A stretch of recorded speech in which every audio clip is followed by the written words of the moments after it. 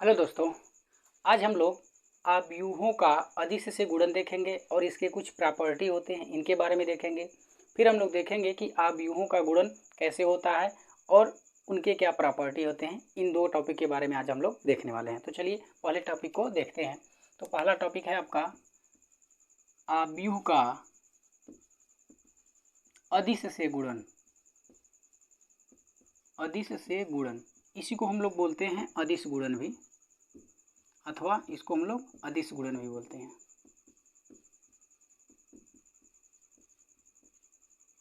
ठीक है, जैसे मान लीजिए हमारे पास कोई आव्यूह दिया हो,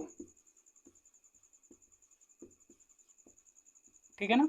तो जब हमारे पास कोई ये आव्यूह दिया होता है और अगर हम इसमें किसी अचर यानी कि 2, 4, 6 किसी से भी अगर हम गुणा करते हैं तो वो उस आव्यूह के प्रत्येक एलिमेंट्स में गुणा हो जाता है। जैसे मान लीजिए अगर हम इसमें के से गुणा करें तो इधर के ए हो जाएगा, ठीक है ना।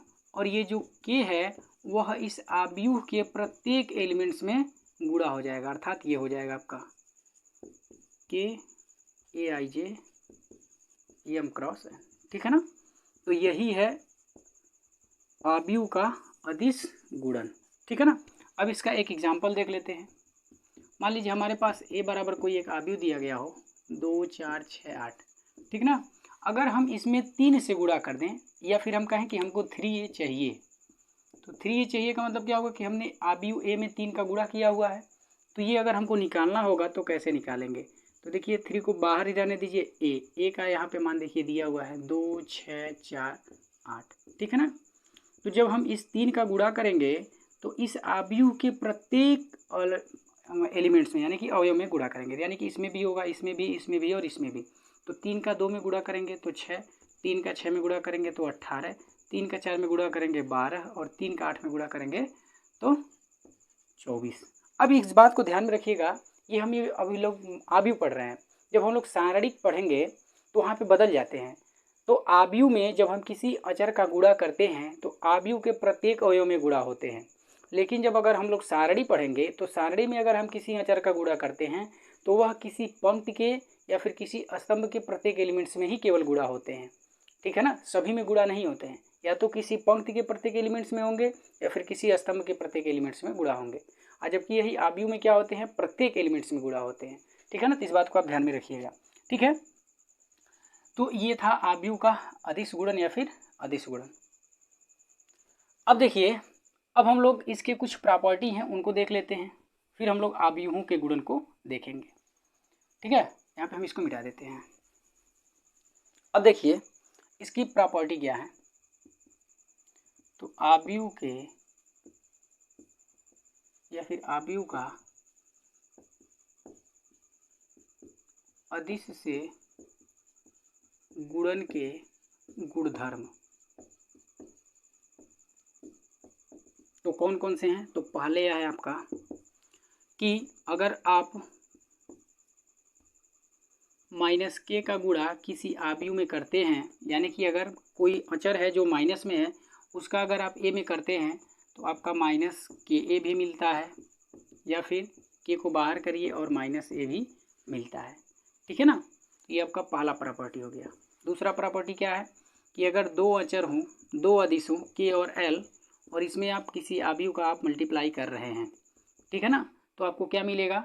तो आपको के ए मिलेगा फिर प्लस एल ए मिलेगा, ठीक है ना। तो ये आपका दूसरा प्रॉपर्टी है। आया बात समझ में। इसी तरह से अगर आप तीसरे प्रॉपर्टी को देखें तो तीसरा प्रॉपर्टी इसका क्या है। यहाँ पे देखिए जो दोनों आपके अदिश थे वो दोनों योगफल में थे, तो अगर ये आपके गुणनफल में होंगे तो क्या होंगे। देखिए ये अंतर में भी यही होते हैं, ठीक है ना। तो प्लस माइनस हम कर देते हैं यहीं पे, इसको भी इंक्लूड कर लेते हैं। अब देखिए अगर ये गुणनफल में होंगे तो क्या होते हैं। तो आप दोनों का गुणा करके आप ए वाले आव्यूह में गुणा करिए, तब भी आपको उतना ही मिलेगा जितना आप एक को बाहर रखिए और दूसरे का उस आव्यूह में गुणा करिए, तब भी आपको उतना ही मिलेगा। या फिर आप इसको ऐसे भी लिख सकते हैं, इसको बाहर रखिए और इसको अंदर लेके जाइए, ठीक है ना। तो इस तरह से आपका ये तीसरा प्रॉपर्टी है। चौथा प्रॉपर्टी क्या है। तो जैसे 3 प्रॉपर्टी को हमने देखा, तो चौथा प्रॉपर्टी आपका यही है। जैसे यहाँ पे देखिए हमने 2 अचर ले रहे थे, यानी कि 2 अदिश ले रहे थे, तो अगर हम दो आव्यूहों को लें और उसमें किसी अदिश का गुणा करें तो भी हमको क्या मिलेगा, ऐसे ही ये जो आपका अदिश है ये डिस्ट्रीब्यूट हो जाता है दोनों ही आव्यूहों में, यानी कि Ka प्लस Kb हो जाता है। ठीक है ना। तो देखिए इस प्रकार अदिश गुणन के 4 प्रॉपर्टी हमने बताया आपको। अब हम लोग चलते हैं आव्यूहों के गुणन पर। बहुत ही इम्पोर्टेंट है।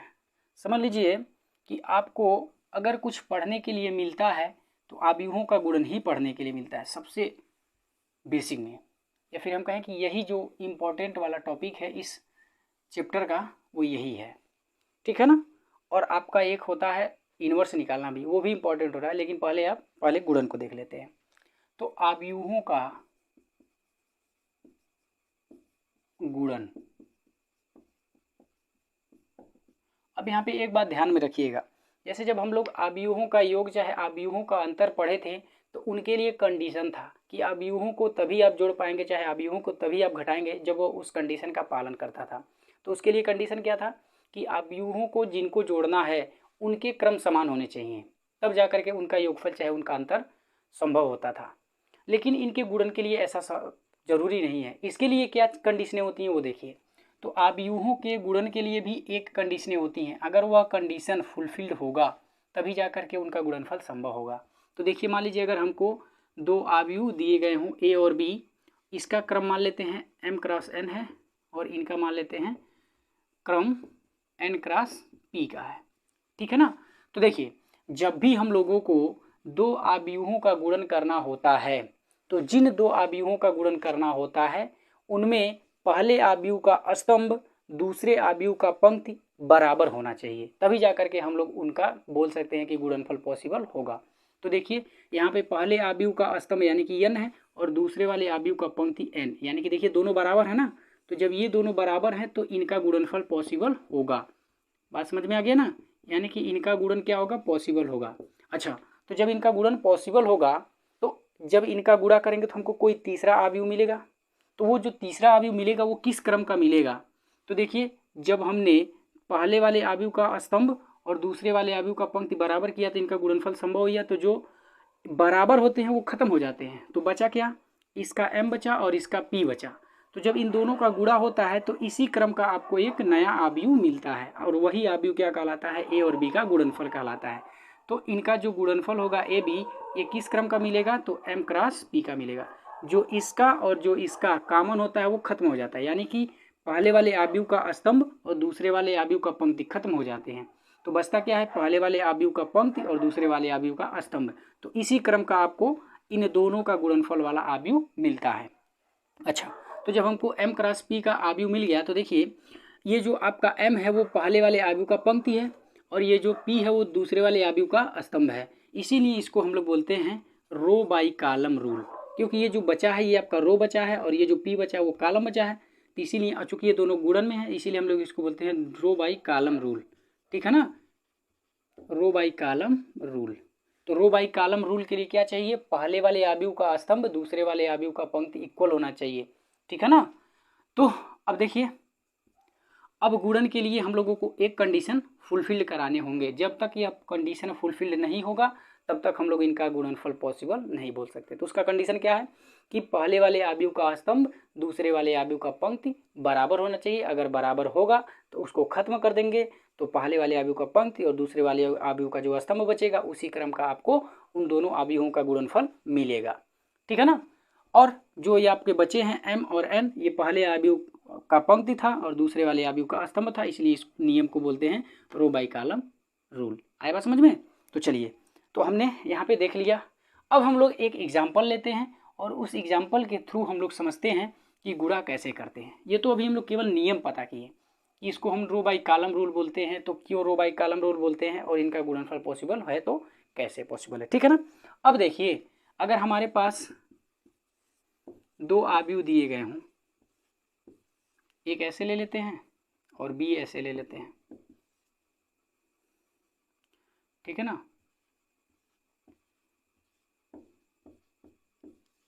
अब देखिए जब हम लोगों को दो आव्यूहों का गुणन करना होगा तो बस हम लोगों को केवल एक ही चीज़ें दिखनी चाहिए कि पहले वाले आव्यूह का स्तंभ और दूसरे वाले आव्यूह का पंक्ति इक्वल हो, तब उनका गुणनफल पॉसिबल होगा।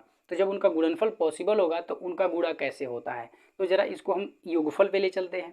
जैसे हमने बताया था ना कि दो आव्यूहों का योगफल कब पॉसिबल होता है, जब उनके क्रम बराबर हों। तो जब उनके क्रम बराबर होते थे तो उनके योगफल पॉसिबल होते थे, और जब उनके योगफल पॉसिबल होते थे, योगफल निकालते कैसे थे, तो उनके संगत अवयव को जोड़ते थे तो उनका योगफल निकलता था। उसी तरह से जब हम दो आव्यूहों का गुणनफल करेंगे तो पहले हम जांचेंगे कि इनका गुणनफल पॉसिबल है कि नहीं। तो गुणनफल पॉसिबल कब होगा, तो पहले वाले आव्यूह का स्तंभ दूसरे वाले आव्यूह का पंक्ति बराबर होना चाहिए। अगर ये बराबर होंगे तो हम बोलेंगे कि इनका योगफल पॉसिबल होगा, गुणनफल पॉसिबल होगा। और जब इनका गुणनफल पॉसिबल होगा तो इनका गुणनफल करेंगे कैसे, यानी कि इनका गुणा करेंगे कैसे। तो देखिए पहले वाले आव्यूह का जो पंक्ति होता है उस पंक्ति का दूसरे वाले आव्यूह के स्तंभ में गुणा करते हैं। लेकिन गुणा कैसे करते हैं, उनके संगत अवयव का गुणा करते हैं। तो संगत अवयव का गुणा करके उनको जोड़ लेते हैं तो वही हमारा पहला एलिमेंट्स बन जाता है। तो अब जरा देखिए इनको, अब ध्यान से समझिएगा। हमको इनका गुणा करना है ए बी। तो पहले ए वाले को लिखेंगे 2 8 4 6, ठीक है। अब यहाँ पे बी वाला लिख देंगे 4 6 3 5 4 7, ठीक है। अब देखिए हमने बोला ना कि अब इसका देखेंगे क्रम क्या है, तो 2/2 है, इसका क्या है 2/3 है। तो देखिए इसका दूसरा इसके पहले वाले के बराबर है, इसका मतलब इनका गुणनफल पॉसिबल होगा। और जब इनका गुणनफल पॉसिबल होगा तो हमको किस क्रम का आव्यूह मिलेगा। तो देखिए यहाँ पे बचा 2 और यहाँ पे बचा 3, यानी कि 2/3 का हमको एक आव्यूह मिलेगा, ठीक है ना। अब ये कैसे निकलेगा, अब इसको हम लोग निकालते हैं। तो हमने बोला अब देखिए इसका बचा पंक्ति और इसका बचा स्तंभ, तो इसके पंक्ति का इसके स्तंभ में गुणा करते हैं। तो पहले पंक्ति का पहले स्तंभ में, फिर दूसरे स्तंभ में, फिर तीसरे स्तंभ में। तो देखिए अब हमने पहले पंक्ति का पहले स्तंभ में गुणा कर रहे हैं। तो देखिए पंक्ति को पहले लिखते हैं, स्तंभ को फिर बाद में लिखते हैं। तो हमको कौन सा एलिमेंट्स मिलेगा, A11। और A11 की पोजीशन कहाँ होती है, यहाँ होती है। तो अब इनका पहले गुणा करिए। तो गुणा कैसे करेंगे, संगत हो, यानी कि पहले का पहले के साथ, फिर दूसरे का दूसरे के साथ, और फिर इनका गुणा करके जोड़ लेंगे इनको। तो देखिए 2 का 4 में गुणा होगा तो 8, और फिर यहाँ पे 8 का 6 में गुणा होगा तो 8 छके 48। तो 48 और यहाँ पे 8, तो 8 + 48, ठीक है ना। तो कितना हो जाएगा 56। तो फाइनली हमको पहला एलिमेंट्स कितना मिल गया, 56 मिल गया। अब देखिए अब इस पहले वाले पंक्ति का दूसरे वाले स्तंभ में गुणा करेंगे। तो देखिए कौन सा अवयव मिलेगा, तो पंक्ति पहला है, स्तंभ दूसरा है, तो A12 मिलेगा। और A12 की पोजीशन कहाँ होती है, यहाँ होती है। तो इसी तरह से हम लोग क्या करते हैं, लिखते चले जाते हैं, ठीक है ना। तो चलिए अब इनका गुणा करते हैं। तो इस वाले का इसमें गुणा होगा तो 2 का 3 में गुणा होगा तो 6, और इसका इसमें गुणा होगा तो 40 हो जाएगा, ठीक है ना। तो फाइनली ये हो जाएगा 46। और फिर इसका इसमें करेंगे। देखिए तब तक आप गुणा करते जाएंगे जब तक यहाँ पे जितने स्तंभ होंगे और यहाँ पे जितने पंक्ति होंगे सबका सभी में गुणा ना हो जाता है, तब तक हम लोग गुणा करेंगे। तो यहाँ पे देखिए पहला पंक्ति उठाएंगे और यहाँ पे जितने स्तंभ होंगे उन सब में कर लेंगे। फिर दूसरा पंक्ति उठाएंगे और इन सब स्तंभ में गुणा कर लेंगे, यानी कि यहाँ पे जितने भी पंक्ति होंगे उन पंक्तियों में एक एक करके उठाएंगे और यहाँ पे जितने स्तंभ होंगे उन सब में गुणा करते चले जाएंगे, ठीक है ना। तो हमने पहले पंक्ति का देखिए पहले स्तंभ में किया, फिर दूसरे स्तंभ में किया, अब तीसरे स्तंभ में करेंगे। तो 2 का 4 में गुणा करेंगे तो 8, और फिर 8 का 7 में गुणा करेंगे तो 56। अब इस तरह से हम लोगों को मिल गया 56 और 8 मिलकर के हो जाएगा 64। तो यहाँ का अवयव मिल गया, ठीक है। अब फिर क्या करेंगे, अब यहाँ पे पहले पंक्ति का देखिए अब तीनों स्तंभ में गुणा कर लिए, अब खत्म हो गया। अब फिर अब दूसरा पंक्ति उठाएंगे और फिर तीनों स्तंभ में गुणा करेंगे, ठीक ना। तो देखिए गुणा करिए। तो अब इस दूसरे वाले पंक्ति का अब पहले वाले स्तंभ में गुणा करेंगे तो कौन सा एलिमेंट्स मिलेगा। अब हमने दूसरा पंक्ति ले लिया और पहला स्तंभ ले लिया, तो A21 मिलेगा और A21 की पोजीशन यहाँ होती है। तो अब गुणा करिए। तो इसका इसमें गुणा करेंगे तो 4 का 4 में गुणा करेंगे 16, फिर 6 का 6 में गुणा करेंगे तो 36। अब इनको जोड़ लेंगे। तो 6 में 6 जोड़ेंगे 12, 3 में 1 जोड़ेंगे 4, 1 हासिल 5, तो फाइनल मिल जाएगा 52। अब इसका अब इसमें गुणा करेंगे। तो 4 का 3 में गुणा करेंगे तो 12, फिर 6 का 5 में गुणा करेंगे तो 30। अब इनको जोड़ेंगे तो हो जाएगा 42, ठीक है। अब इनका गुणा इसमें करेंगे। तो 4 का 4 में गुणा करेंगे 16, और फिर 6 का 7 में गुणा करेंगे तो 42। अब 42 में 16 जोड़ लेंगे तो 6 2 8, 4 1 5, यानी हो जाएगा 58। तो देखिए इस तरह से हमको देखिए 2/3 का एक मैट्रिक्स मिल गया, ठीक है। तो यही आपका हो जाएगा AB का गुणनफल, ठीक है ना। तो हमें लगता है कि आपको समझ में आ गया होगा कि कैसे दो आव्यूहों का हम गुणन करते हैं, उनके लिए क्या कंडीशनें होती हैं, ठीक है ना। तो इस तरह से हम लोग करते हैं। अब चलते हैं इनके प्रॉपर्टी पे। जो आव्यूहों के गुणन हैं इनके कुछ प्रॉपर्टी हैं। अब इन प्रॉपर्टी को देख लेते हैं, फिर उसके बाद हम लोग लेक्चर को समाप्त करेंगे। चलिए, तो आव्यूहों का या फिर आव्यूहों के गुणन के गुणधर्म। ठीक है ना। तो देखिए पहला, यहाँ पे हम लोग बेसिकली दो नियम के बारे में देखेंगे। पहला है आपका क्रम विनिमय नियम और दूसरा है आपका साहचर्य नियम। तीसरा निरसन नियम भी ले सकते हैं, लेकिन वो निरसन नियम का पालन नहीं करता है, क्रम विनिमय नियम का भी पालन नहीं करता है। लेकिन क्रम विनिमय नियम का पालन क्यों नहीं करता है, इसके पीछे का 3 कारण, उस 3 कारण को हम लोग देखेंगे। और दूसरा हम लोग देखेंगे साहचर्य नियम। तो यह साहचर्य नियम का पालन करता है। फिलहाल देखते हैं कि यह क्रम विनिमय नियम का पालन क्यों नहीं करता है।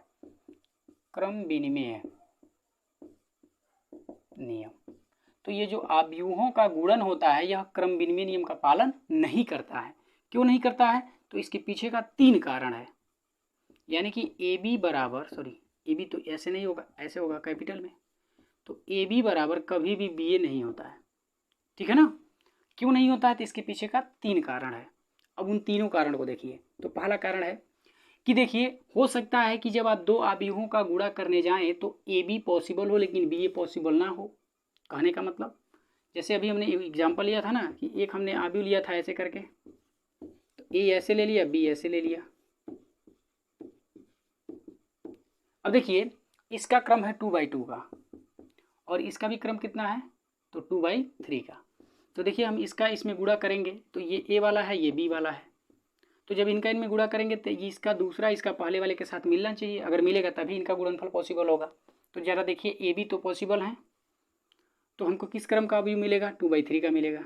चलिए अब जरा बी ए देख लेते हैं पॉसिबल है कि नहीं। तो बी ए के लिए क्या करना पड़ेगा, पहले बी के क्रम को पहले लिखना पड़ेगा, फिर ए के क्रम को लिखना पड़ेगा। तो देखिए इसका दूसरा वाला इसके पहले वाले के बराबर है ही नहीं, इसका मतलब बी ए हमारा पॉसिबल होगा ही नहीं। तो पहला कारण यही निकल करके आता है ए बी बराबर बी ए नहीं होने का, कि ए बी हो सकता है पॉसिबल हो लेकिन बी ए पॉसिबल ना हो, जिसके कारण यह ए बी बराबर बी ए नहीं होते हैं। ठीक है ना। तो पहला कारण ये हो गया, क्रम बराबर न होना, क्रम बराबर न होना। ठीक है ना।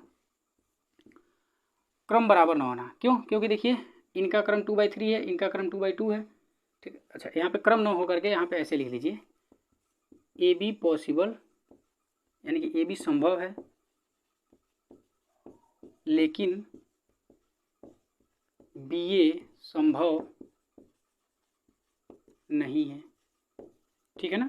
अब अपने कारण यहाँ पे समझा क्यों नहीं संभव है। ठीक है ना। अब दूसरा कारण हम लोग समझते हैं। अब देखिए दूसरा कारण ये है कि अगर ए बी संभव है और बी ए भी संभव है, फिर भी ये दोनों बराबर नहीं होते हैं।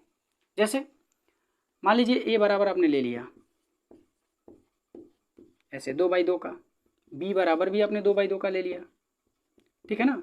तो यहाँ पे देखिए आपका ए बी भी पॉसिबल होगा, क्योंकि ये देखिए 2/2 का है, ये भी 2/2 का है। तो देखिए इसका दूसरा इसके पहले के बराबर है, तो ये पॉसिबल है।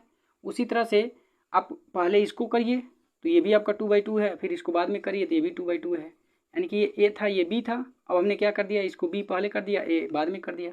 तब भी देखिए इसका दूसरा वाला इसके पहले वाले के बराबर है। तो यहाँ पर हम कह सकते हैं कि इनका गुणनफल तो पॉसिबल है लेकिन फिर भी ये बराबर नहीं है। इसके पीछे का कारण क्या है कि इनका गुणनफल पॉसिबल है लेकिन जब आप गुणा करते हैं तो जो प्राप्त होता है हो सकता है कि उनके एलिमेंट्स बराबर ना हो, क्योंकि दो आव्यूह तभी समान होते हैं जब उनका क्रम समान हो और उनके संगत अवयव समान हो। तो पहला कारण तो उनका क्रम ही नहीं समान था, जिसके कारण वो क्या हो जा रहे थे, असमान हो जा रहे थे। दूसरा कारण ये हो सकता है कि ए बी भी पॉसिबल हो, बी ए भी पॉसिबल हो, लेकिन जब आप ए बी के और बी ए के एलिमेंट्स देखते हैं तो एलिमेंट्स बराबर ना हो, जिसके कारण ए बी बराबर बी ए नहीं होता है। तो दूसरा कारण में ये हो गया कि क्या हो गए, संगत अवयव बराबर ना हो, जिसके कारण ये क्या होते हैं, ए बी और बी ए बराबर नहीं होते हैं। ठीक है ना। तो ये दूसरा कारण हो गया। अब तीसरे कारण पे देखते हैं।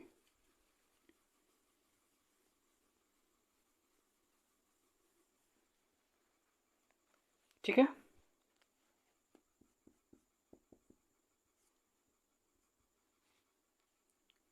तीसरा कारण क्या हो सकता है कि आपका ए बी भी पॉसिबल हो और बी ए भी पॉसिबल हो, लेकिन जब ए बी का आप गुणन करते हैं तो हो सकता है कि इसका क्रम दूसरा आ जाए, और जब बी ए का गुणा करते हैं तो हो सकता है इसका क्रम दूसरा आ जाए। जैसे मान लीजिए ए आपका ये है 2 4 6 8 3 5 ऐसे करके, ठीक है ना, और हम बी ले लेते हैं ऐसे करके। ठीक है ना। तो ये ए है और ये बी है। तो देखिए ए का क्रम है 2/3 का और बी का क्रम है 3/2 का। तो जरा इनका गुणा किया जाए तो ये ए हो गए, ये बी हो गए। तो देखिए इसका दूसरा वाला इसके पहले वाले के बराबर है, इसका मतलब इनका गुणनफल पॉसिबल है। और जब गुणनफल पॉसिबल होगा तो ए बी का क्रम कितना मिलेगा, 2/2 मिलेगा। अब जरा बी ए करते हैं तो बी इधर है, ए इधर है, तो बी का क्रम है 3/2 और ए का क्रम है 2/3। तो देखिए इसका दूसरा वाला इसके पहले वाले के बराबर है, इसका मतलब इनका गुणनफल पॉसिबल होगा। और जब गुणनफल पॉसिबल होगा तो बी ए किस क्रम का मिलेगा, 3/3 का मिलेगा। तो देखिए ए बी आपका 2/2 का मिल रहा है और बी ए आपका 3/3 का मिल रहा है। तो इनका क्रम बराबर ही नहीं है, तो इसलिए हम लोग ए बी बराबर बी ए नहीं कह सकते हैं। तो इस तरह से इनका क्रम बराबर ना हो, जिसके कारण ए बी बराबर बी ए नहीं होते हैं। तो देखिए ये टोटल 3 रीजन होते हैं दो आव्यूहों के गुणनफल क्रम विनिमय नियम का पालन नहीं करने के, ठीक है ना। तो पहला कारण यही है कि ए बी हो सकता है पॉसिबल हो लेकिन बी ए पॉसिबल ना हो, पहला कारण ये है। दूसरा कारण क्या है कि हो सकता है कि ए बी भी पॉसिबल हो, बी ए भी पॉसिबल हो, लेकिन जब इनका गुणा करते हैं तो इनका क्रम बराबर ना हो, जिनके कारण ए बी बराबर बी ए नहीं होते हैं। तीसरा कारण क्या हो सकता है कि ए बी भी और बी ए भी पॉसिबल हो और इसके साथ साथ इनके क्रम भी बराबर हो, लेकिन हो सकता है कि इनके संगत अवयव बराबर ना हो, जिनके वजह से ये क्या होते हैं, ए बी बराबर बी ए नहीं होते हैं। तो ये 3 कारण की वजह से जो आव्यूहों का गुणन होता है वह क्रम विनिमय नियम का पालन नहीं करता है, ठीक है ना। अच्छा यहीं पे अब देख लेते हैं दूसरा वाला साहचर्य नियम को।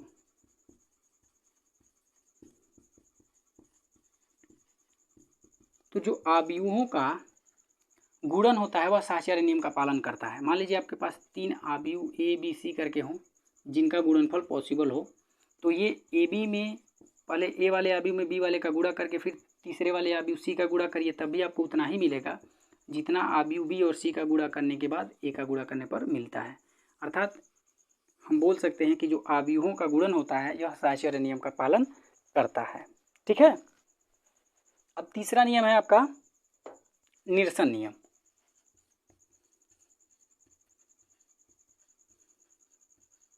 ठीक है ना।